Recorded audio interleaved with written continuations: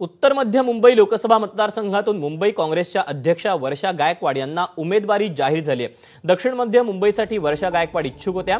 या जागेसाठी त्यांनी दिल्लीत हायकमांडशी चर्चाही केली होती। मात्र मवियाच्या जागा वाटपात ती जागा ठाकरे गटाला सोडण्यात आली। आता उत्तर मध्य मुंबईतून वर्षा गायकवाड यांना उमेदवारी जाहीर झाली। तर या जागेसाठी काँग्रेसमधून भाई जगताप, नसीम खान, राज बब्बर यांचीही नावे चर्चेत होती। तर मी खूप पक्षाचे धन्यवाद व्यक्त करू इच्छिते की ज्या तऱ्हेने पक्षाने माझ्यावर सातत्याने विश्वास व्यक्त केलाय।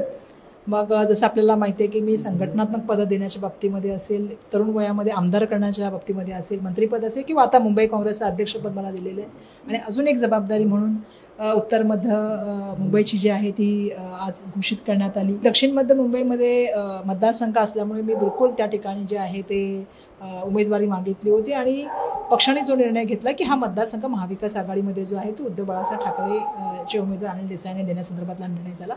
आणि आज पक्षाने असा निर्णय घेतला की वर्षा गायकवाड तुम्ही उत्तर मध्य मुंबईमधून लढा।